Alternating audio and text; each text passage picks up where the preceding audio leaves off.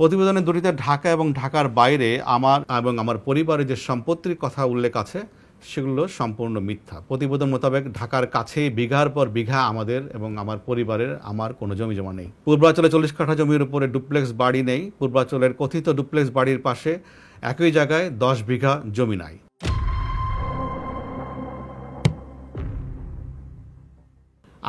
আমার 35 বছরের চাকরি জীবনে বেতন ভাতার যে কাল্পনিক হিসাব প্রকাশ করা হয়েছে সেটিও ভুল এবং খুবই অপমানজনক।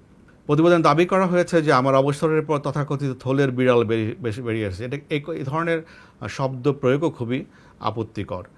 আমাদের পারিবারিক ব্যবসা 2014 সাল থেকে প্রতিষ্ঠিত হয়েছে এবং বিগত 10 বছর ধরে আমাদের পারিবারিক ব্যবসা প্রকাশ্যে এবং সর্বসম্মুখে পরিচালিত হয়ে আসছে।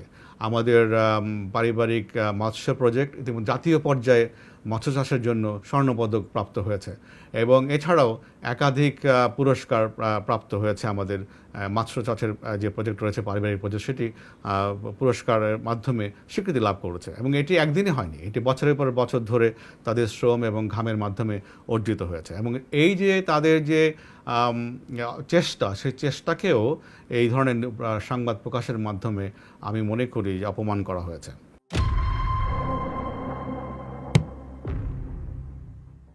গোপালগঞ্জ প্রজেক্টে 2টি কোম্পানির কথা উল্লেখ করা হয়েছে, যেখানে 20 কোটি টাকা, আরেকটিতে 5 কোটি টাকার অনুমোদিত মূলধনের কথা এভাবে উল্লেখ করা হয়েছে যেন সাধারণ পাঠক মনে করেন যে এই 2টি কোম্পানিতে আমাদের পরিবার 25 কোটি টাকা বিনিয়োগ করেছে। আসলে অনুমোদিত মূলধন আর পেইড আপ মূলধন, পরিশোধিত মূলধন এক জিনিস নয়।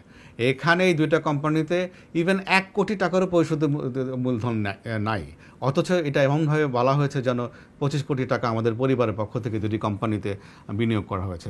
মূলত এই 2টি কোম্পানি প্রতিষ্ঠা করা হয়েছিল ব্যবসাকে সম্প্রসারণের জন্য। আমাদের পরিবার ওখানে যে বর্তমানে যে ব্যবসা করছে সেটাকে সম্প্রসারণ করতে চায়, কৃষিক্ষেত্রে বিনিয়োগকে সম্প্রসারণ করতে চায়।